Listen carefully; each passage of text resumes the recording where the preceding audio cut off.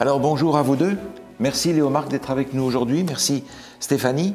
On va continuer à chercher dans la parole de Dieu les outils dont nous avons besoin pour notre vie chrétienne, pour marcher concrètement en tant que disciple de Jésus aujourd'hui. Tu veux prier avec nous en commençant? Oui, certainement. Père Céleste, on te remercie de cette opportunité d'être étudiant à ton école, d'apprendre à découvrir tes enseignements. Puisse-t-il nous transformer? S'il te plaît, envoie sur nous ton Saint-Esprit afin de nous aider à comprendre. Au nom de Jésus, Amen. Amen. Merci beaucoup. Aujourd'hui, j'aimerais continuer ce que nous avons commencé déjà depuis un certain temps. Nous avons, vous l'avez remarqué, regardé des choses concrètes dans notre vie chrétienne. On a parlé de l'Église, on a parlé de l'observation du sabbat, qui sont des outils que Dieu nous donne. On a aussi parlé de la façon dont on doit gérer notre corps, comment on s'habille, comment on mange, notre style de vie en général. Et nous avons avec le temps soutenu ces enseignements bibliques par des raisons qui sont un peu faibles. On vit dans une société occidentale où les gens ne sont pas extrêmement passionnés par la parole de Dieu. Et à cause de ça, nous avons orienté notre travail un peu plus, ce qui est bien, dans le service. Et les valeurs de la parole de Dieu, nous les avons présentées aux gens autour de nous comme étant des valeurs sûres pour leur vie, indépendamment de la question religieuse. On a dit, si vous mangez bien, si vous dormez suffisamment, si vous mangez comme il faut, vous allez avoir une vie plus longue. Et vous aurez une vie avec moins de maladies, une vie plus heureuse, ce qui est juste. Et on fait des séminaires sur la communication en disant, voilà, si vous êtes dans votre couple droit, et si vous êtes fidèle, et si vous vivez comme ça, dans une communication convenable, vous allez être plus heureux en famille. Pareil pour les enfants, on fait des séminaires sur l'éducation pour aider les parents dans l'éducation.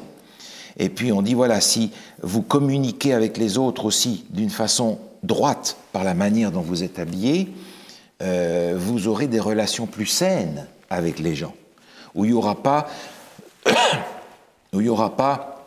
des interférences de sexualité ou de richesse ou de toutes sortes de choses comme ça. Transmettez par votre attitude un message clair. Donc, vous serez plus heureux. Ce qui est juste. Mais, en tant que croyant, ces raisons sont insuffisantes. Parce que toutes ces raisons qui nous amènent à vivre plus longtemps, à vivre mieux, à vivre plus heureux, en meilleure santé, ouvrent la porte à la notion d'exception. Parce que si je prends à cœur l'enseignement de la parole de Dieu sur les viandes impures, par exemple, et que je m'en tiens à ces raisons que je viens de donner, si je vais chez des amis et qu'il y a de la charcuterie, c'est pas parce que je vais manger une fois du jambon que je vais tomber malade. Ou bien s'il y a un mariage, il y a le champagne, c'est pas parce que je vais boire un champagne que je vais devenir un alcoolique invétéré. Et c'est juste. Par conséquent, j'ai besoin de trouver dans la parole de Dieu d'autres raisons pour la manière dont je vis. Parce que sinon, je peux toujours m'ajuster. Je vais à un mariage, je vais adopter la tenue, le vêtement que les gens prennent souvent dans les mariages. Un peu plus ouvert, un peu plus provoquant, un peu plus maquillé, avec des bijoux que je ne mets pas d'habitude. Donc, le mode de vie chrétien, là, en fait, s'ajuste un peu suivant les circonstances. Et je ne peux pas avoir un mode de vie qui s'ajuste selon les circonstances, mais selon des principes. Or, si je prends les conseils bibliques qu'on m'a donnés, qu'on a regardés jusqu'ici, comme étant des conseils que je peux ajuster suivant les circonstances de la vie, Ce ne sont plus des principes de vie.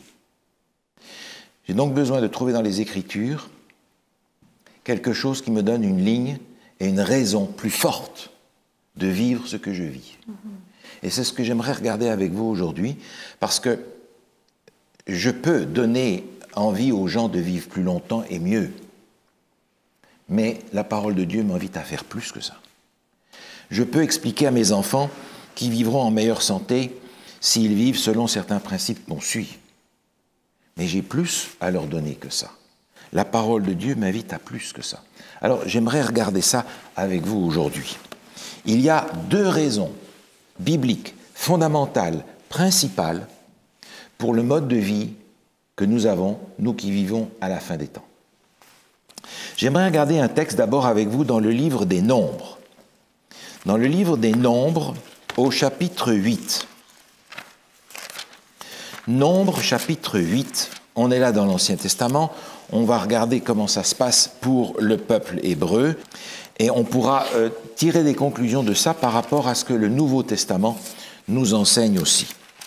Dans le livre des Nombres, au chapitre 8, j'aimerais qu'on lise, si vous le voulez bien, les versets 17 à 19.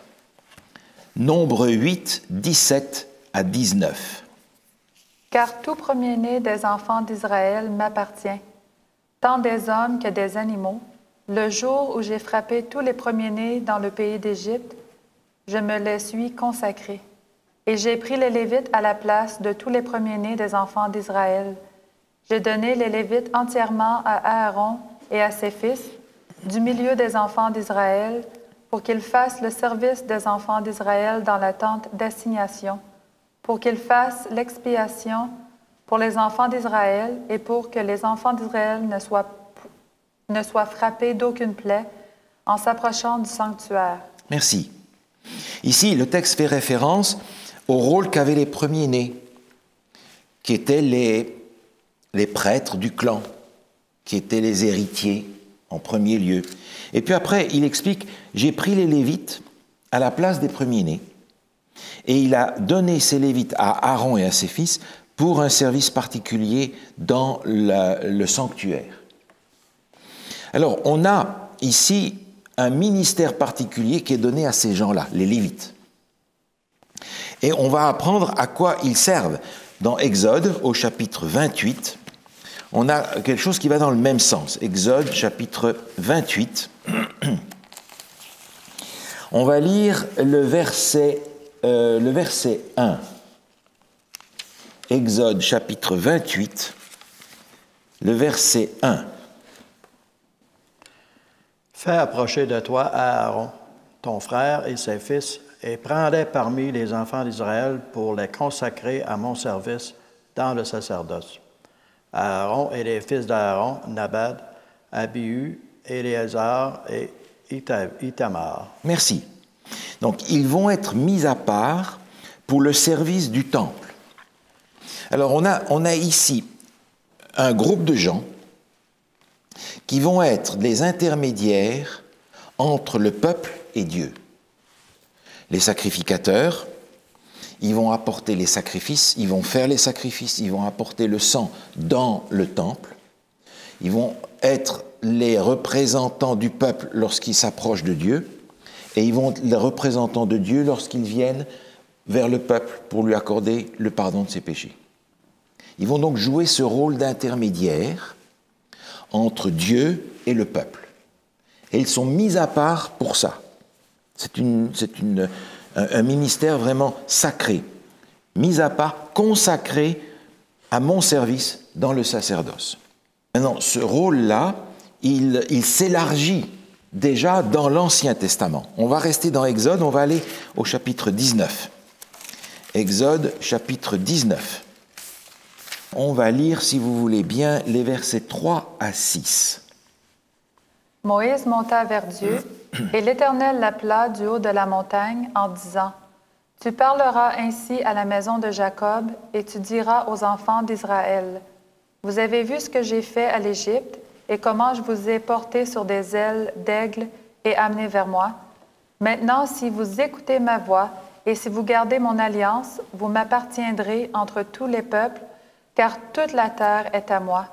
Vous serez pour moi un royaume de sacrificateurs et une nation sainte.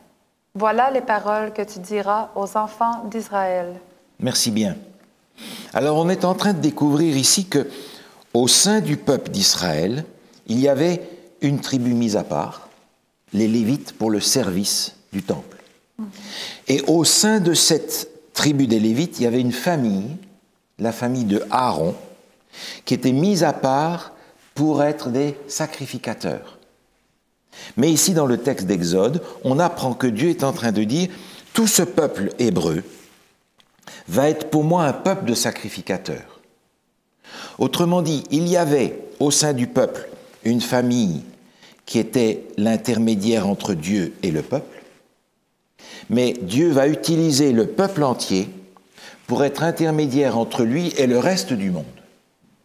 Leur tâche, autrement dit, était de faire connaître aux autres peuples autour d'eux la connaissance de Dieu, les lois de Dieu, le plan de Dieu. Ils étaient les messagers, les ambassadeurs, les intermédiaires. Alors on a là un peu comme des tables gigognes, plusieurs avec ce rôle de sacrificateur, la famille, puis les Lévites, et puis le peuple dans son entier. Maintenant, on va regarder dans le Nouveau Testament, dans la première épître de Pierre, 1 Pierre chapitre 2. Dans ce passage du Nouveau Testament, Pierre écrit aux églises de l'Église primitive qui ont une espèce de complexe. Parce que ces gens-là, à qui Pierre écrit, n'ont pas connu Jésus. Ce ne sont pas des Juifs. Ce sont des païens, des Grecs, des Romains qui ont été convertis, mais n'ont pas connu Jésus. Et ils ont une espèce de complexe d'infériorité parce qu'ils disent « mais on n'a pas connu Jésus, on n'était pas juifs, on est venu nous chercher un petit peu comme la 5e roue de la charrette. Si les Juifs avaient accepté Jésus, on ne serait pas venu nous chercher. » Et ils se disent « on est un petit peu comme des chrétiens de 2e catégorie. » Les chrétiens de 1re catégorie, c'est les Juifs qui sont convertis. Nous, c'est un petit peu la catégorie en dessous. Et l'apôtre Pierre veut corriger cette mentalité-là. Et il va utiliser le texte que nous avons lu tout à l'heure dans Exode 19 pour corriger cette mentalité parmi les premiers chrétiens. On va lire dans 1 Pierre, chapitre 2, les versets 9 et 10. Vous, au contraire, vous êtes une race élue, un sacerdoce royal, une nation sainte, un peuple acquis, afin que vous annonciez les vertus de celui qui vous a appelé des ténèbres à son admirable lumière. Vous qui autrefois n'étiez pas un peuple et qui maintenant êtes le peuple de Dieu, vous qui n'aviez pas obtenu miséricorde et qui maintenant avez obtenu miséricorde. Merci. Vous vous rendez compte que dans le verset 9 en particulier, il va reprendre les expressions qui sont dans Exode 19, une nation sainte, une race élue, un sacerdoce royal, un peuple acquis. Et Pierre est en train de dire à ses premiers chrétiens, ce que Dieu a fait du peuple hébreu dans le passé, eh bien maintenant c'est vous qui l'êtes. Vous êtes ce sacerdoce royal. Si je traduis cette expression en français courant, ce serait l'ensemble des prêtres du roi. Le sacerdoce, c'est la fonction du prêtre, mais c'est aussi l'ensemble de tous les prêtres. Par exemple, on a le mot français le pasteur, un pasteur, on va dire le pastorat. Le pastorat, c'est la fonction, mais c'est aussi l'ensemble des pasteurs dans une certaine limite. Pierre est en train de dire, vous êtes l'ensemble des prêtres du roi. Entendez par là Seigneur Jésus. Ce qui veut dire que ce que Dieu avait donné comme responsabilité au peuple hébreu autrefois, il la donne maintenant à ces chrétiens parce que le peuple hébreu n'a pas rempli sa mission comme il faut. Vous êtes maintenant ce peuple acquis. Donc ne vous considérez pas comme des chrétiens de catégorie inférieure parce que vous avez la responsabilité que Dieu avait donnée au peuple hébreu. Tâchez de remplir cette responsabilité mieux qu'eux. Alors, si nous sommes investis d'une tâche de sacrificateur, aujourd'hui, de prêtre, qu'est-ce que ça veut dire? Et ce n'est pas quelque chose qui est passager à l'Église primitive. Regardez dans Apocalypse. Apocalypse, chapitre 1er. On va retrouver la même chose dans le contexte, évidemment, de l'Apocalypse, c'est-à-dire de ce qui se passe à la fin des temps. Apocalypse, chapitre 1, le verset 5 et 6. Et de la part de Jésus-Christ, le témoin fidèle, le premier-né des morts et le prince des rois de la terre, à celui qui nous aime, qui nous a délivrés de nos péchés par son sang, et qui a fait de nous un royaume des sacrificateurs pour Dieu, son Père, à lui soit la gloire et la puissance au siècle des siècles. Amen. Merci. Il a fait de nous un royaume avec des sacrificateurs. Donc on est appelé, chacun de nous qui avons accepté Jésus comme notre sauveur personnel, sommes invités à remplir, dans le temps où nous sommes, un rôle similaire à celui qu'avaient les fils de Aaron.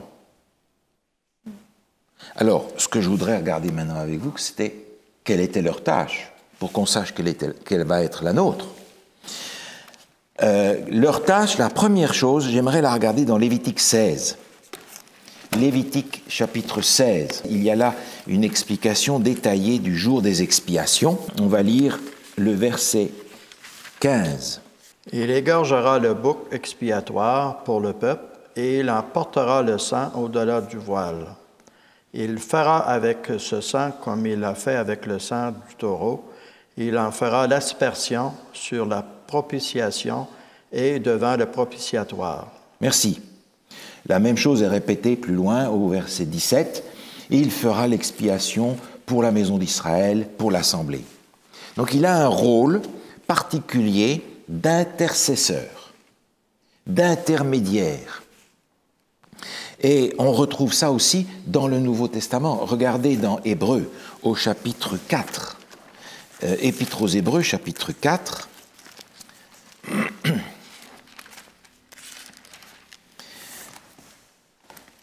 On va lire le verset 16. On pourrait lire tout le morceau, mais on a besoin du verset 16, si vous voulez bien. Approchons-nous donc avec assurance du trône de la grâce, afin d'obtenir miséricorde et de trouver grâce, pour être secourus dans nos besoins. Merci. Le texte nous fait comprendre que nous pouvons nous approcher de Dieu et plaider auprès de lui parce que nous avons dans le ciel le souverain sacrificateur qui est Jésus. Autrement dit, nous avons aujourd'hui un rôle d'intermédiaire, si je peux dire, entre Dieu et les hommes en intercédant pour eux. Il y a des gens pour qui nous pouvons prier, que Dieu touche leur cœur, que Dieu agisse dans leur vie, que Dieu leur donne la force, la santé, que Dieu leur donne l'ouverture d'esprit pour recevoir la parole de Dieu. C'est un rôle d'intercession que nous avons en demandant à Dieu, Seigneur, agis dans le cœur de mon mari, agis dans le cœur de ma femme, agis dans le cœur de mes enfants, agis dans le cœur de mes parents, délivre telle personne de la maladie. Ça, c'est l'intercession, ça. On est appelé à faire la même chose aujourd'hui. Mais Dieu a besoin aussi d'avoir des intercesseurs parce que pour pas que Satan accuse Dieu d'être injuste envers des personnes. Bien sûr. Dieu a besoin d'avoir j'allais presque dire, notre supplication pour qu'il agisse dans la vie de certaines personnes. C'est le rôle que les prêtres avaient autrefois. C'est important. L'autre rôle que les prêtres avaient, on le voit dans Deutéronome chapitre 33. Deutéronome chapitre 33. Ici, ce sont les bénédictions que Moïse est en train de donner aux différentes tribus du peuple d'Israël avant qu'il ne meure. Et il va parler à la tribu de Juda, Deutéronome chapitre 33, et il va dire pour Juda, ça commence au verset 8, mais nous allons lire le verset 10. verset 10. Deutéronome 33, le verset 10. Ils enseignent tes ordonnances à Jacob et ta loi à Israël. Ils mettent l'encens sous tes narines et l'holocauste sous ton autel. Merci. Parmi les fonctions qui sont données aux Lévites, il y a dans cette famille, dans cette tribu, la famille des prêtres, et il est dit ici, ils enseignent tes ordonnances à Jacob. Et puis, ils apportent les sacrifices, ils mettent l'encens sous tes narines. Autrement dit, les prêtres et les Lévites avaient des rôles d'enseignants, de professeurs. C'est eux qui enseignaient au peuple la loi de Dieu, qui leur enseignaient la pratique, ce qu'ils doivent faire, ce qu'ils ne doivent pas faire. Et nous avons aussi la même responsabilité aujourd'hui. Regardez comment Jésus envoie ses disciples en mission dans Matthieu, chapitre 28. Dernier chapitre de l'évangile de Matthieu, c'est là le mandat missionnaire que Jésus donne à ses disciples. Et on va lire, si vous voulez bien, le verset 19 et 20. Matthieu, chapitre 28, versets 19 et 20. Allez, faites de toutes les nations des disciples, les baptisant au nom du Père, du Fils et du Saint-Esprit, et enseignez-leur à observer tout ce que je vous ai prescrit. Et voici, je suis avec vous tous les jours jusqu'à la fin du monde. Merci. La mission des disciples, c'est d'aller, et ce n'est pas de faire des membres d'Église, c'est de faire des disciples, c'est-à-dire d'autres gens qui vont reproduire la même dynamique de vie, reproduire l'exemple du Maître. Et il est dit, vous allez les baptiser au nom du Père, du Fils et du Saint-Esprit, vous allez leur enseigner quoi précisément? Que dit le texte au verset 20? Tout ce que je vous ai prescrit. Par conséquent, nous sommes appelés aujourd'hui à enseigner autour de nous la pratique d'une vie chrétienne selon les paroles de Dieu. Pas seulement une liste de doctrines. Je crois en ceci, je crois en cela, je crois, mais ma vie n'en est pas changée pour autant. Jésus dit, enseignez-leur à pratiquer, à observer tout ce que je vous ai prescrit. Ça, c'est un mode de vie, ça. Autrement dit, nous avons aujourd'hui, en tant que disciples de Jésus, un rôle d'enseignant aux autres pour leur dire, si tu veux être en bonne santé, il faut que tu changes de mode de vie. Si tu veux vivre plus longtemps, il faut que tu vives autrement. Si tu veux que tes enfants apprennent à obéir et soient ton soutien, il faut que tu les élèves d'une façon différente, etc., etc. Et ce n'est pas simplement l'enseignement des valeurs et des commandements de Dieu, c'est aussi tout ce qui concerne la vie chrétienne pratique, qui est un changement de notre mode de vie global. La fidélité dans la famille, la pureté, etc., etc. Si tu veux pas que tes enfants tombent dans toutes sortes de travers, gère la télévision et les jeux vidéo. Parce qu'on sait aujourd'hui que ça produit ça, et ainsi de suite. On est donc invité à être, nous aussi, comme les prêtres et les lévites d'autrefois, des enseignants pour ceux qui nous entourent. Il y a un autre rôle que les prêtres avaient, on va le voir dans Deutéronome. On va aller d'un côté de la Bible à l'autre, Deutéronome chapitre 17. Deutéronome chapitre 17. On va lire les versets 8 à 10. 8 à 10. Si une cause relative à un meurtre, à un différend, à une blessure te paraît trop difficile à juger et fournit matière à contestation dans tes portes, tu te lèveras et tu monteras au lieu que l'Éternel, ton Dieu, choisira. Tu iras vers les sacrificateurs, les Lévites, et vers celui qui remplira alors les fonctions de juge. Tu les consulteras et ils te feront connaître la sentence. Tu te conformeras à ce qu'ils te diront dans le lieu que choisira l'Éternel, et tu auras soin d'agir d'après tout ce qu'ils t'enseigneront. Merci. Dieu est ici en train de donner une consigne particulière à Moïse en lui disant, quand tu dois juger une situation trop difficile, tu vas aller vers qui? L'Éternel. Vers qui tu devras aller, verset 9? Les sacrificateurs. Ah, vers les sacrificateurs, les Lévites, et celui qui remplira cette fois-là le rôle de juge, c'est-à-dire le souverain sacrificateur. Et tu vas leur présenter la situation, et eux, dans cette collectivité-là, ils vont te dire ce que tu dois faire. Et le texte continue, tu te conformeras à ce qu'ils te diront. Moïse devait aller chercher le conseil des prêtres et des sacrificateurs pour juger. Alors vous avez dit, ah oui, mais nous, Jésus a dit, ne jugez point pour ne pas être jugé. Alors le mot juger est un mot piège, parce qu'il a plusieurs sens. Juger peut vouloir dire condamner, mais juger peut vouloir dire évaluer. N'est-ce pas?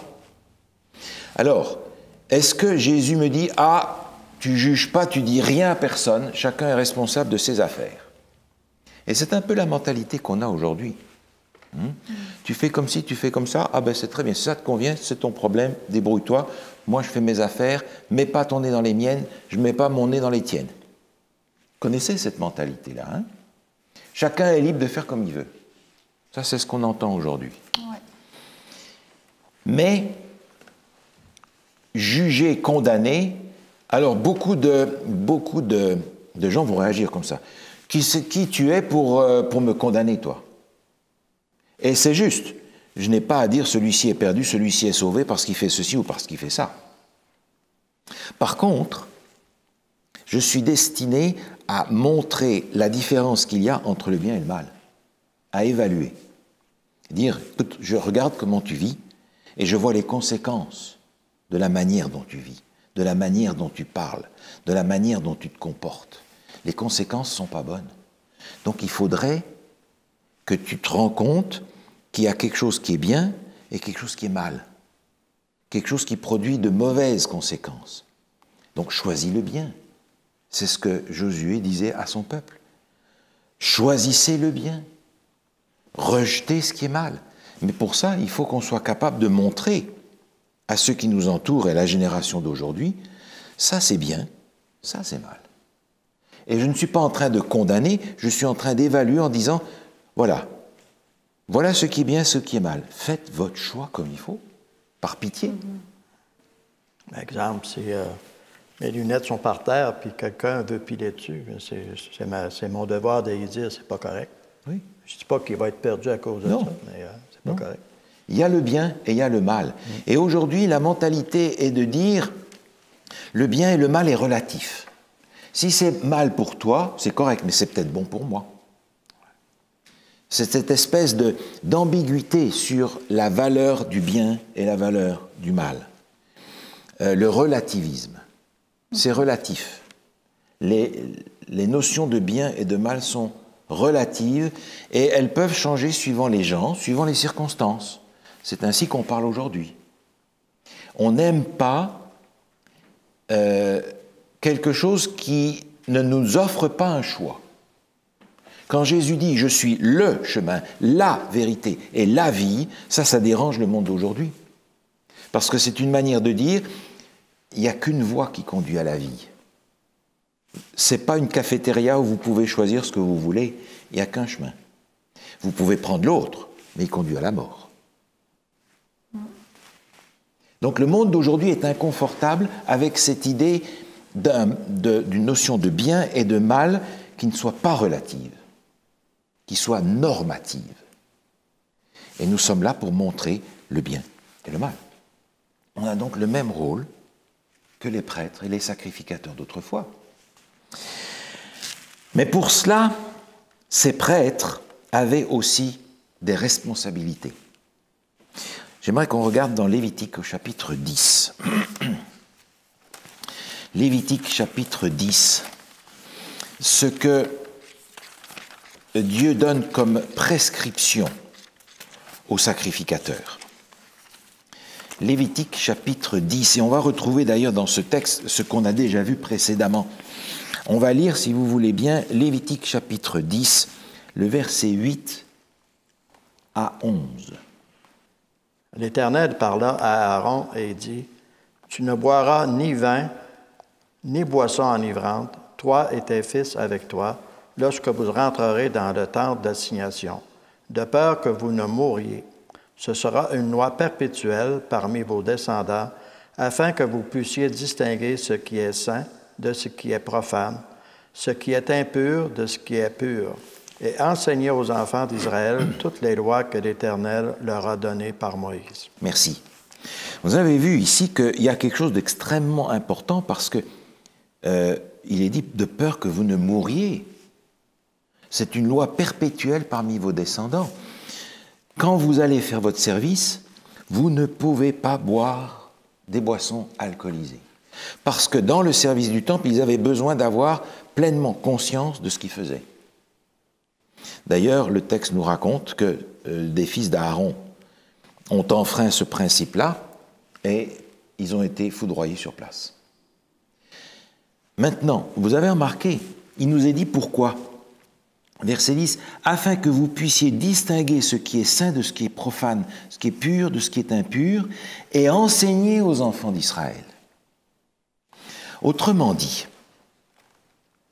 si Dieu effectivement nous met aujourd'hui une responsabilité de prêtre, de sacrificateur dans le monde d'aujourd'hui, nous avons cette responsabilité parce que nous avons accepté Jésus comme notre souverain sacrificateur.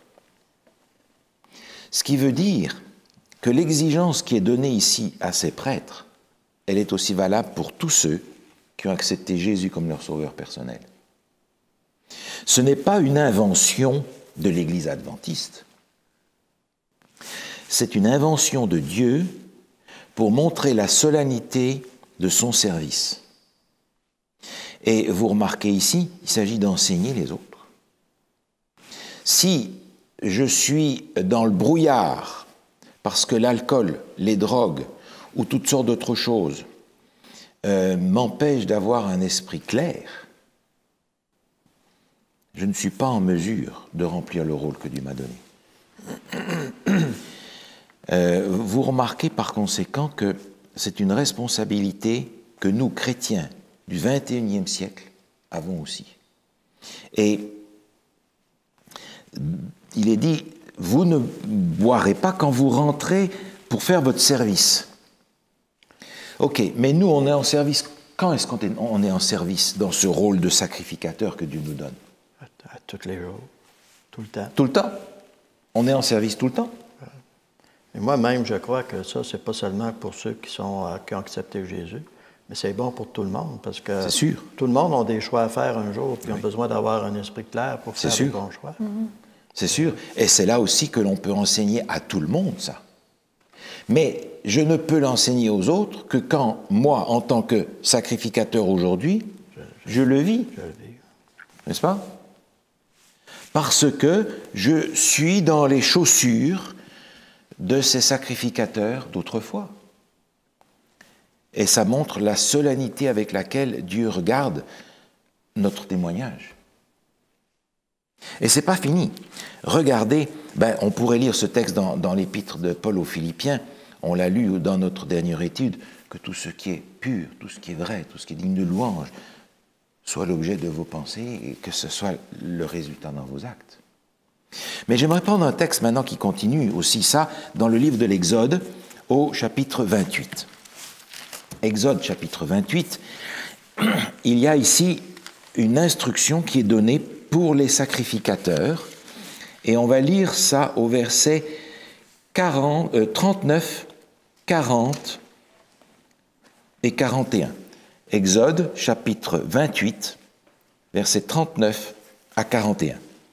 Tu feras la tunique de fin lin, tu feras une tiare de fin lin, et tu feras une ceinture brodée. Pour les fils d'Aaron, tu feras des tuniques, tu leur feras des ceintures et tu leur feras des bonnets pour marquer leur dignité et pour leur servir de parure. Tu en revêtiras Aaron, ton frère, et ses fils avec lui.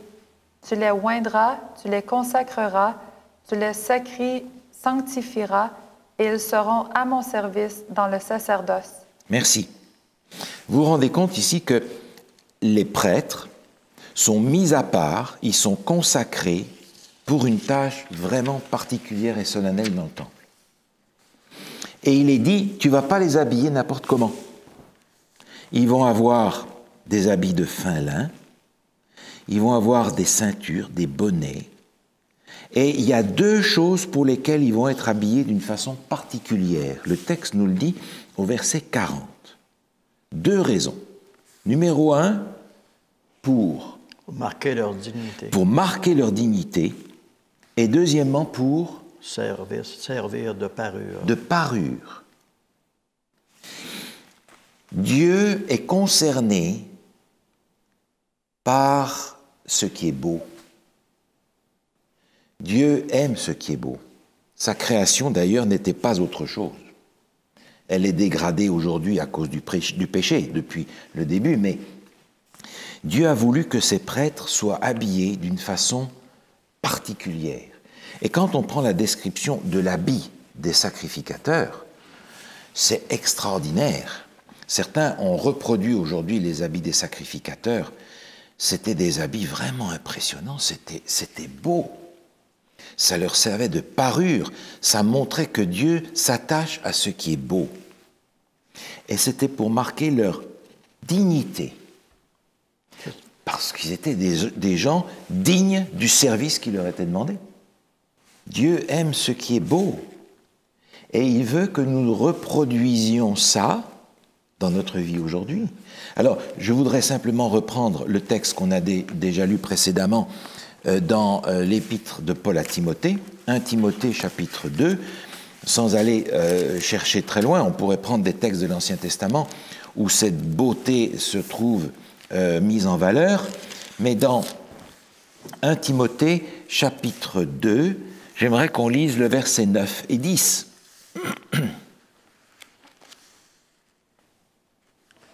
Je veux aussi que les femmes, vêtues d'une manière décente, avec pudeur et modestie, ne se parent ni de tresses d'or, ni de tresses, ni d'or, ni de perles, ni d'habits somptueux, mais qu'elles se parent de bonnes œuvres, comme il convient à des femmes qui font profession de servir Dieu.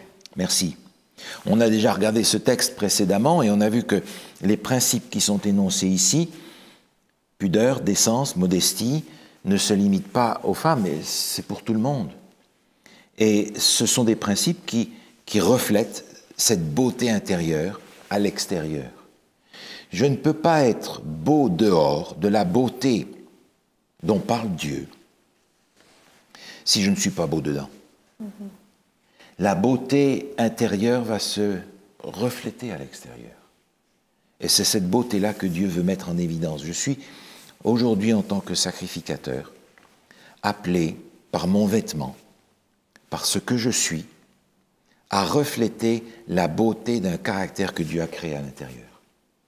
Et cette beauté, c'est une beauté simple, c'est une beauté pudique, c'est une beauté décente. Ce n'est pas une beauté tronquée par une mode plus ou moins suggestive. C'est la beauté de la pureté. Et ça, c'est tout un programme. C'est tout un programme pour nous, pour moi, pour nos enfants, pour nos jeunes. C'est un programme pour toute l'Église. Par conséquent, nous avons cette responsabilité à remplir dans le monde d'aujourd'hui qui était celle des prêtres. D'être des intercesseurs, de prier pour ceux qui nous entourent, de les enseigner. On a aussi cette responsabilité de juger, d'évaluer le bien, le mal d'une façon normative. Et on a cette responsabilité aussi d'être avec un esprit clair et d'éliminer de notre alimentation, de notre boisson, tout ce qui va polluer notre esprit pour qu'on puisse prendre le rôle que Dieu nous a donné au sérieux. Que ce soit dans notre alimentation, boisson, dans notre vêtement. Nous avons une responsabilité à remplir. Alors, vous vous rendez compte que ça, c'est une raison beaucoup plus forte, beaucoup plus biblique et beaucoup plus profonde que de dire « mange bien, bois pas des cochonneries, et comme ça, tu vas pouvoir être en bonne santé et vivre plus longtemps. » Ça va beaucoup plus loin. Dieu me regarde comme investi d'un rôle sacerdotal dans le monde d'aujourd'hui. Mais ce n'est pas fini. J'aimerais qu'on continue à regarder aussi le deuxième rôle que Dieu nous donne. On va regarder un texte dans le premier livre des rois. Premier livre des rois, au chapitre 18. Nous allons rencontrer un personnage là que nous connaissons bien et qui est Élie. Premier livre des rois, chapitre 18. On va lire pour commencer le verset 20 et 21. Akab envoya des messagers vers tous les enfants d'Israël, et il rassembla les prophètes à la montagne de Carmel. Alors Élie s'approcha de tout le peuple et dit, « Jusqu'à quand clocherez-vous des deux côtés? Si l'Éternel est Dieu, allez après lui. Si c'est Baal, allez après lui. » Le peuple ne lui répondit rien. Merci. Vous vous souvenez que Élie va convoquer le peuple qui est parti dans l'idolâtrie, c'est-à-dire qu'au lieu d'influencer les peuples autour, c'est le contraire qui s'est produit. Il va rassembler tout le monde sur le mont Carmel et il va prier Dieu, il va dire, voilà, l'autel des païens qui sont là, l'autel de Dieu, le feu du ciel va tomber et va indiquer qui est Dieu. Et vous vous souvenez, le feu va tomber sur l'autel de Élie après sa courte prière. Un petit peu plus loin, au verset 37, on a cette prière de Élie. Si on peut lire juste le verset 37. Réponds-moi, Éternel, réponds-moi, afin que ce peuple reconnaisse que c'est toi, Éternel, qui est Dieu, et c'est toi qui ramènes leur cœur. Et tout d'un coup, le feu tombe sur l'autel de Élie et consume tout, les pierres vont fondre, l'eau va être asséchée, ça va faire un trou pour que les gens n'aient aucun doute sur l'action de Dieu. Élie a agi avec puissance pour ramener le peuple d'Israël vers l'Éternel, son Père. Maintenant, on a dans le livre du prophète Malachie une prophétie qui est un petit peu troublante et qui est particulièrement intéressante. C'est la dernière page de l'Ancien Testament, au chapitre 4, Malachie chapitre 4, le verset 5. « Voici, je vous enverrai Élie, le prophète, avant que le jour de l'Éternel arrive, ce jour grand et redoutable. » Merci. Et il est dit après, « Il ramènera le cœur des pères vers les enfants et le cœur des enfants vers leur père. » Ainsi se termine l'Ancien Testament. Maintenant, quand je vais dans le Nouveau Testament, puisqu'on est arrivé au bout, on va aller dans Matthieu chapitre 11. Matthieu chapitre 11. Et là, Jésus va parler de Jean-Baptiste. Et on va lire, si vous voulez bien, les versets 11 à 14. Matthieu chapitre 11, versets 11 à 14. Je vous le dis en vérité, parmi ceux qui sont nés de femmes, il n'en est point paru de plus grand que Jean-Baptiste. Cependant, le plus petit dans le royaume des cieux est plus grand que lui. Depuis le temps de Jean-Baptiste jusqu'à présent, le royaume des cieux est forcé, et ce sont les violents qui s'en emparent. Car tous les prophètes et la loi ont prophétisé jusqu'à Jean. Et si vous voulez le comprendre, c'est lui qui est l'Élie qui devait venir. Merci. Jésus est en train de dire ici, Jean-Baptiste, qui a baptisé Jésus d'ailleurs, il est le plus grand des prophètes qui ait jamais existé. Ok. Mais après il rajoute, le plus petit dans le royaume des cieux est encore plus grand que lui. Alors, il est le plus grand ou il est le plus petit? Et il dit après, comprenez que c'est lui, l'Élie, qui devait venir. Référence à la prophétie qu'on a lue juste avant. Mais la prophétie qu'on a lue juste avant me trouble parce qu'il était dit que Élie allait venir juste avant le jour de l'Éternel, ce jour grand et redoutable, c'est-à-dire le jour du jugement à la fin des temps. Jean-Baptiste n'est pas arrivé juste avant le jour redoutable de l'Éternel à la fin des temps. Autrement dit, Jésus va donner ici une application partielle de cette prophétie. Il doit y en avoir une autre. Une application qui va aller jusqu'à la fin des temps. Un Élie numéro 3, Élie numéro 1 dans le livre des rois, Élie numéro 2, Jean-Baptiste, Élie numéro 3 à la fin des temps. Cet Élie, on va le trouver dans l'Apocalypse au chapitre 12. Apocalypse chapitre 12. On va lire, si vous voulez bien, un paragraphe ici pour avoir la totalité de ce qui nous intéresse. C'est Apocalypse chapitre 12, les versets 13 à 17.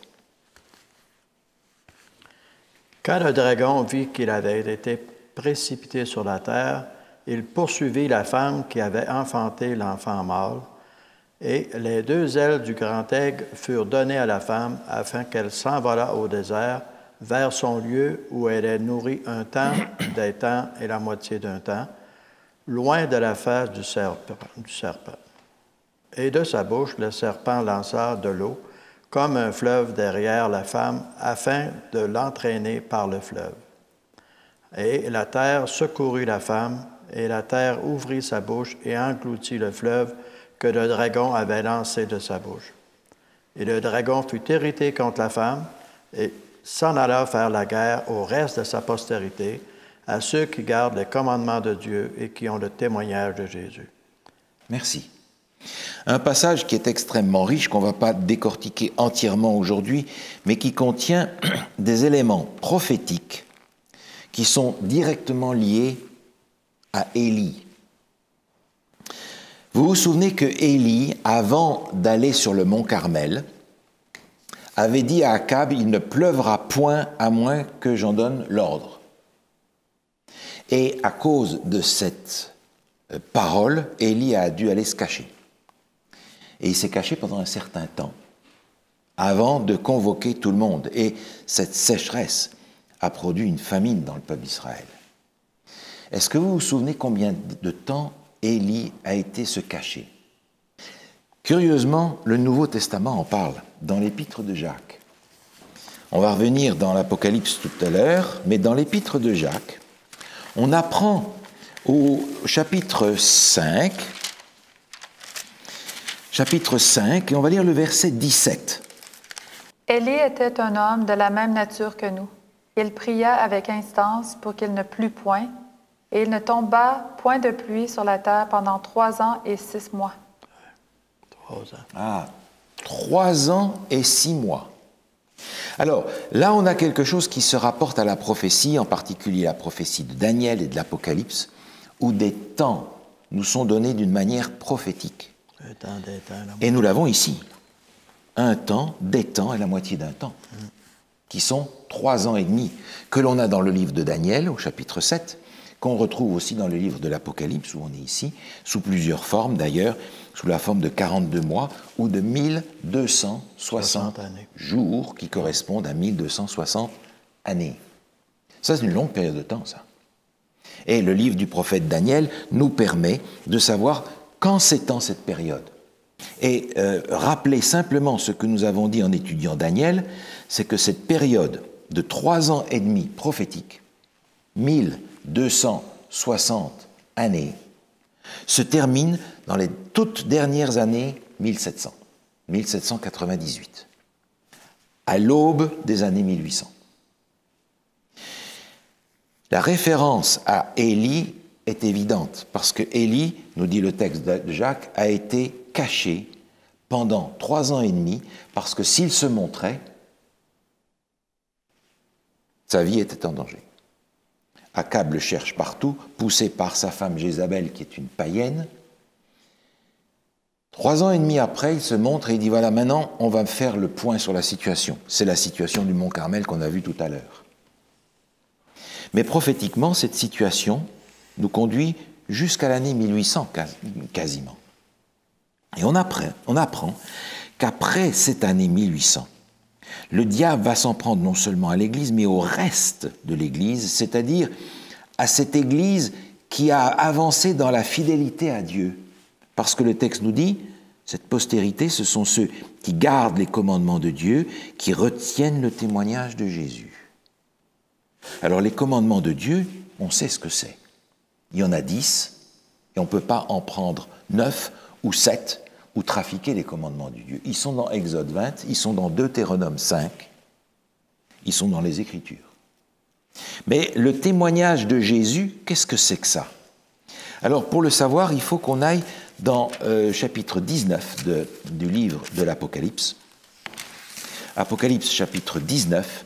Et là, on a un événement intéressant. Jean est en vision et il est tellement impressionné par ce que l'ange lui montre qu'il veut adorer l'ange. Et l'ange réagit tout de suite. Apocalypse chapitre 19, c'est le verset 10. Apocalypse 19, verset 10. Et je tombai à ses pieds pour l'adorer. Mais il me dit, « Garde-toi de le faire, je suis ton compagnon de service et celui de tes frères qui ont le témoignage de Jésus. Adore Dieu, car le témoignage de Jésus est l'esprit de la prophétie. » Merci. On a la même chose d'ailleurs un peu plus loin dans le dernier chapitre, on ne va pas le lire, ça reproduit la même chose parce que la même situation s'est reproduite où Jean voulait adorer l'ange et l'ange lui dit non, je suis simplement le serviteur de tes compagnons les prophètes. Autrement dit, l'expression ici, le témoignage de Jésus, c'est l'esprit de la prophétie. Et ça, c'est quelque chose qu'on a vu déjà longtemps quand on parlait de la Bible, le don de prophétie qui est donné aux prophètes, l'esprit de prophétie. Et nous avons entre les mains le résultat de cet esprit de prophétie.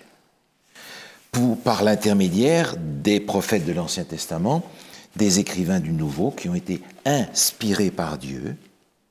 Mais nous savons très bien que tous les prophètes que Dieu a suscités n'ont pas tous écrit là-dedans.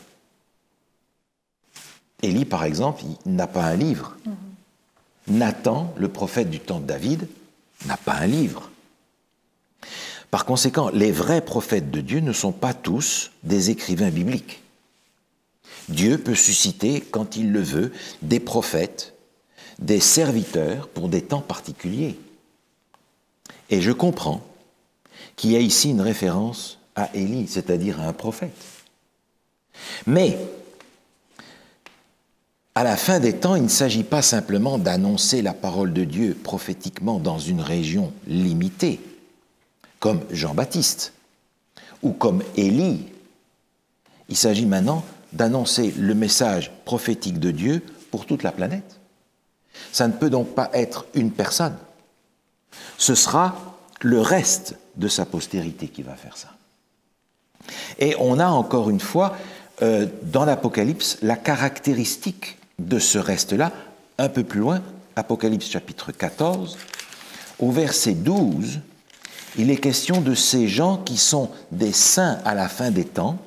Et quelle est leur caractéristique? C'est le verset 12, si on peut lire ça.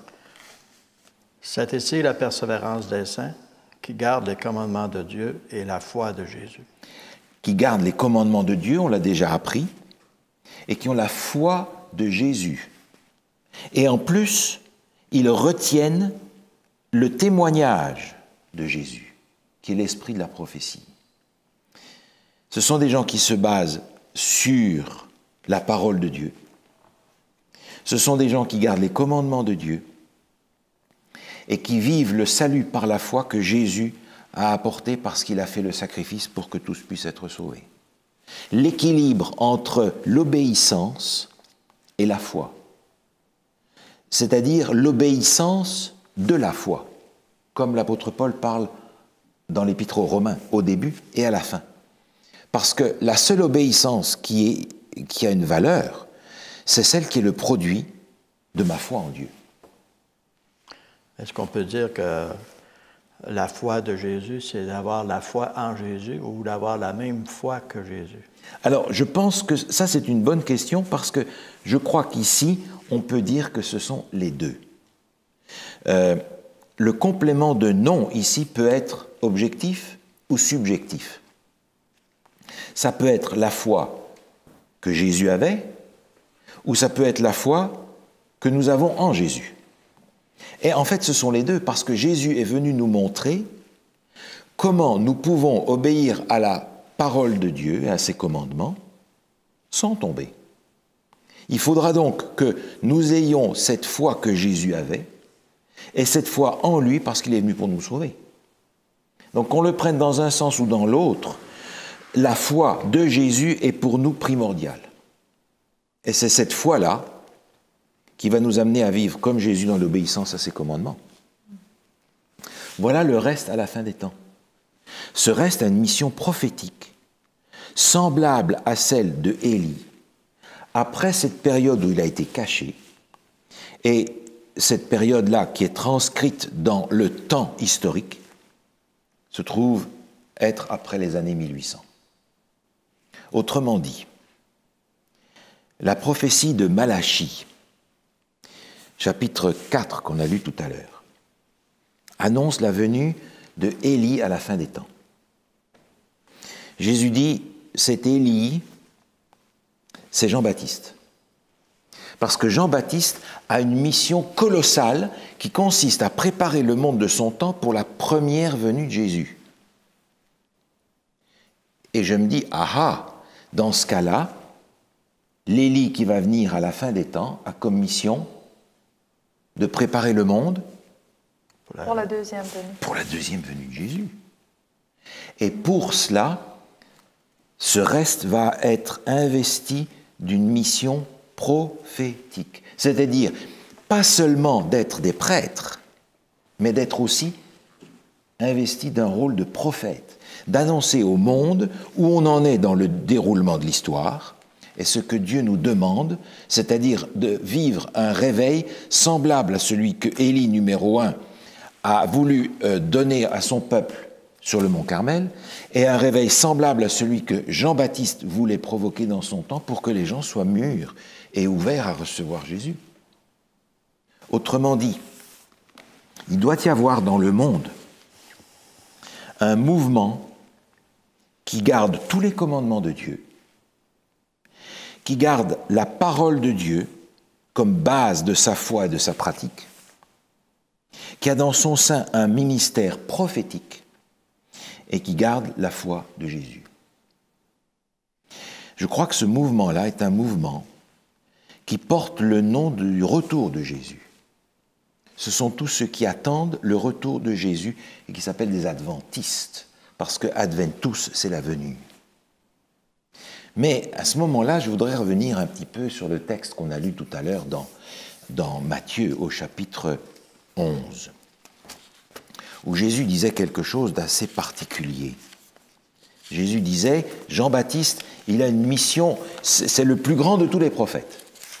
Mais en même temps, le plus petit dans le royaume des cieux sera plus petit que lui, soit plus grand que lui. Comment est-ce que je fais avec ça? En fait, c'est assez simple. Jésus est en train de dire ici, Jean-Baptiste est le plus grand de tous les prophètes à cause de la mission extraordinaire qu'il a reçue. Et la mission extraordinaire, c'est de préparer le monde pour la venue de Jésus sur terre. Mais mes amis, ça c'est colossal, c'est énorme. Donc Jean-Baptiste est le plus grand des prophètes à cause de la grandeur et de la solennité de sa mission. Mais Jésus dit en tant que personne, Jean-Baptiste est plus petit que le plus petit. Et je crois que ce mouvement adventiste à la fin des temps correspond à cette caractéristique-là. Il est d'une extrême importance à cause de la mission qu'il a reçue, à cause de l'esprit de prophétie qui se manifeste dans son sein. Mais en tant que personne, en tant qu'être humain, nous sommes plus petits que les plus petits. La grandeur de ce mouvement tient à sa mission et à la manière dont nous allons l'accomplir. Mais nous, en tant que personne, on n'est de loin pas meilleurs que les autres. On n'a pas donc de raison de se dire « Ah, on est les meilleurs », parce qu'on sait, ou parce qu'on voit, ou parce qu'on comprend, ou parce qu'on est végétarien, ou parce qu'on observe le sabbat. Non, non. Parce que beaucoup de gens ont encore à rejoindre la bergerie que le Seigneur avait. Et nous avons une responsabilité prophétique et par conséquent, comme pour les prophètes, nous avons des responsabilités. Les prophètes n'étaient pas des gens comme les autres. Les prophètes n'étaient pas des gens qui vivaient comme les autres. Les prophètes, c'est des gens qui se voyaient. Pas parce qu'ils voulaient se faire remarquer, mais parce que ces gens avaient une mission particulière à remplir, et le monde le savait. Et je crois que c'est intéressant pour nous de regarder ça juste quelques instants. Vous vous souvenez dans l'Évangile selon Luc, au chapitre 1, il nous était dit que Jean Baptiste avait un mode de vie particulier. On va lire dans Luc chapitre 1, à partir du verset 14 à 16. Il sera pour toi un sujet de joie et d'allégresse, et plusieurs se réjouiront de sa naissance. Car il sera grand devant le Seigneur. Il ne boira ni vin, ni liqueur enivrante, et il sera rempli de l'Esprit Saint dès le sein de sa mère. Il ramènera plusieurs des fils d'Israël au Seigneur, leur Dieu. Merci. À cause de la mission si importante qu'il a, qui s'appelle Élie numéro 2, alors il doit avoir un mode de vie particulier. Pas de boisson enivrante. Il doit être rempli du Saint-Esprit. Il doit vivre autrement. C'est pas par obligation, c'est par conviction. Oui. Pour en être vraiment convaincu. Absolument.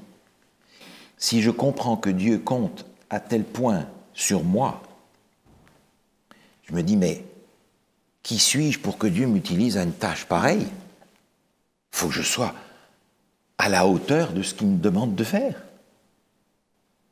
De la même manière qu'il demandait aux prophètes d'être à la hauteur. Et vous vous souvenez, quand Dieu appelle un prophète, quelle est généralement la réaction de cet homme quand il se sent appelé à être prophète de Dieu? Il ne se sent pas digne de le faire. Seigneur, choisis qui tu veux, mais pas moi. Vous vous souvenez de la réaction de Moïse? Moïse, il a passé 40 ans au désert, il voulait par sa force défendre le peuple d'Israël. 40 ans après, il dit à Dieu, écoute, non, je ne suis pas fait pour ça. Et Dieu lui dit, ah, enfin. Enfin. Pensez à Jérémie. Jérémie, il dit, écoute, moi je suis un gamin. Non, non, Jérémie, je t'ai appelé, va. Je mettrai mes paroles dans ta bouche. Les prophètes ne veulent pas, parce qu'ils se rendent compte de l'immensité, de la solennité de la tâche qu'il leur est demandée. Et aussi de la difficulté à remplir cette tâche-là. Donc si aujourd'hui je prends conscience que Dieu m'appelle à ça, je prends conscience en même temps que mettre dans cette tâche le meilleur de moi-même ne sera pas trop pour être à la hauteur de la dignité de cette responsabilité-là. Je pense à Daniel, Daniel chapitre 1, prophète Daniel, chapitre 1. Dans ce chapitre 1, Daniel n'est pas prophète encore. Il est simplement un prisonnier de guerre, de famille royale qu'on a déporté. Et au verset 8, il nous est dit dans quel état d'esprit il va là-bas. Daniel chapitre 1, verset 8. Daniel résolut de ne pas se souiller par les mets du roi et par le vin dont le roi buvait. Et il pria le chef des eunuques de ne pas l'obliger à se souiller. Merci.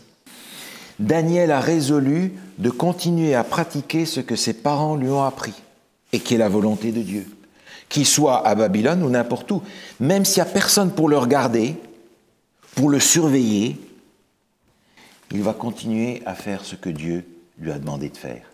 Et parce qu'il a fait ça, Daniel a été appelé au ministère prophétique. Parce qu'il était fidèle dans ces petites choses-là, Dieu savait qu'il serait aussi fidèle dans les grandes choses. À partir de là, Daniel est un prophète important parce qu'il va nous parler de la fin des temps. J'aimerais lire juste 2 derniers textes avec vous. Le premier se trouve dans Exode, chapitre 33, un texte que nous avons déjà vu précédemment et qui se situe dans le cadre de cet événement du veau d'or. Le peuple s'est livré à l'idolâtrie et Dieu, avec Moïse, va juger le peuple. Et j'aimerais que l'on lise dans Exode 33 les versets 5 et 6. Et l'Éternel dit à Moïse, « Dis aux enfants d'Israël, vous êtes un peuple au cou raide. Si je montais un seul instant au milieu de toi, je te consumerais. Ôte maintenant tes ornements de dessous de toi, et je verrai ce que je te ferai. » Les enfants d'Israël se dépouillèrent de leurs ornements en s'éloignant du mont Horeb. Merci. Le peuple d'Israël ici a péché gravement en se mettant dans l'idolâtrie alors qu'ils avaient dit « Nous, on va faire tout ce que l'Éternel nous demande. » Et Dieu dit « Je vais vous juger maintenant. Enlevez tous vos ornements. » Parce que c'est un moment de jugement où Dieu leur dit « C'est pas le moment d'essayer de m'impressionner avec votre extérieur. Ce que je lis, c'est ce que vous avez dans votre cœur. Soyez tels que vous êtes. » Seulement, je découvre aussi une chose en étudiant le prophète Daniel, c'est que le jugement dans le ciel a commencé déjà. Et le jugement a commencé à l'époque que nous avons mentionnée dans le livre de l'Apocalypse, après les années 1800. La prophétie de Daniel, chapitres 8 et 9, nous indique justement que le jugement, le dernier jugement, a commencé dans le ciel. Un jugement qui va permettre de savoir à l'univers céleste qui est sauvé, qui est perdu. À ce moment-là, Jésus peut revenir parce qu'il sait qui il vient chercher. Nous vivons donc dans un moment de jugement. Et Dieu nous dit, ce n'est pas le moment de commencer à faire de la peinture, à mettre un extérieur qui ne correspond pas à votre cœur. Et c'est pour cela que dans notre rôle prophétique, nous sommes appelés à vivre dans la simplicité de notre extérieur, dans la simplicité de notre vêtement, dans la simplicité de nos maisons, dans la simplicité de ce que nous sommes. On retrouve le même passage dans le livre de la Genèse et vous vous souvenez que Élie était un homme qui avait un habillement particulier. On le reconnaissait comme celui qui avait un manteau en habit de poil et une ceinture. Et on se souvient que Jean-Baptiste avait ce même vêtement, faisant le lien avec Élie, justement. Les prophètes ont souvent revêtu un habit différent, et on s'est moqué d'eux. Vous vous souvenez, Élisée, les gamins se sont moqués de lui. « Ah, il est chauve, il est chauve, il est chauve. » Ah, mais des ours les ont mangés les 42. C'est dangereux de se moquer d'un prophète de Dieu. Et si Dieu a un prophète aujourd'hui dans le monde pour nous aider à nous préparer à la fin des temps, je crois qu'il est très dangereux de s'en moquer et de le prendre à la légère. Nous faisons partie de ce mouvement qui est investi d'une tâche à la fin des temps. Donc investi d'un rôle particulier, prophète, mais investi à la base d'un rôle de sacrificateur. Maintenant, si véritablement je prends conscience que Dieu me donne cette responsabilité juste avant qu'il revienne, j'ai là les 2 raisons fondamentales pour lesquelles je suis appelé par Dieu à vivre d'une façon différente. Ce n'est pas que l'Église adventiste a inventé qu'il ne fallait pas porter de bijoux, de mettre de maquillage et s'habiller comme il faut.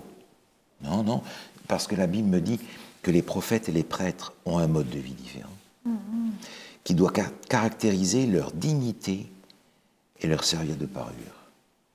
Il y a donc un objectif tout à fait différent dans ces prescriptions que Dieu nous donne, que ce soit pour les femmes, pour les hommes, pour les enfants, pour les plus âgés. Et au-delà du fait que vivre de cette façon différente va me permettre de vivre plus longtemps, de vivre sans maladie, d'éviter des difficultés que le monde se met sur le dos, j'ai d'abord cette responsabilité de prêtre et de prophète dans le monde d'aujourd'hui. Autrement dit, si je me limite à enseigner les conseils pratiques que Dieu me donne pour la vie chrétienne pratique d'aujourd'hui, comme des conseils de santé, des conseils de communication, des conseils de vie familiale, des conseils d'éducation ou de quoi que ce soit, je passe en réalité à côté des véritables raisons qui sont dans les Écritures, pour lesquelles, à la fin des temps, je dois pratiquer ces choses. C'est plus que la santé, c'est plus que la communication. C'est un rôle qui est directement lié au retour de Jésus. Et si je vis aujourd'hui dans cette génération où les signes des temps se développent évidemment autour de nous, il se pourrait bien que nous soyons encore vivants quand Jésus revient. Par conséquent, Dieu compte sur les Élis d'aujourd'hui pour remplir leur mission et vivre d'une manière digne de la mission qu'ils ont reçue. Ça, c'est un programme énorme. C'est un programme énorme, et pour être honnête, pour remplir cette responsabilité, il faut que notre cœur appartienne à Jésus entièrement, se réjouisse de le voir venir, pour que nous puissions vivre ça comme il le demande. Il n'y a pas d'autre chemin. On prie ensemble. Seigneur, nous te remercions pour ta bonté. Nous te remercions pour le courage et la foi que tu as placé en nous parce que tu veux compter sur nous, pécheurs, limités, qui tombons constamment pour remplir un rôle que les anges rempliraient bien mieux que nous. Mais Seigneur, tu veux nous employer pour ça. Et nous te louons et nous te remercions de ce que tu nous emploies pour collaborer avec toi dans les dernières heures de l'histoire de ce monde, pour annoncer au monde qui nous entoure ton amour immense, ta patience infinie pour nous, êtres humains, pécheurs. Nous sentons que Jésus revient, les signes des temps sont visibles sous nos yeux. Seigneur, mets dans notre cœur cet amour immense pour Jésus notre Sauveur, parce que nous n'arriverons jamais à égaler le sacrifice qu'il a fait. Nous te demandons, Seigneur, que dans nos vies, tu puisses voir des témoignages qui rendent gloire à Jésus notre Sauveur, que les autres le voient, pour que quand tu reviendras, tu puisses nous dire, c'est bien, bon et fidèle serviteur, tu as été fidèle en peu de choses, je te confierai beaucoup. Au nom de Jésus. Amen. Amen. Merci beaucoup d'avoir participé à cette étude avec nous. À la prochaine fois.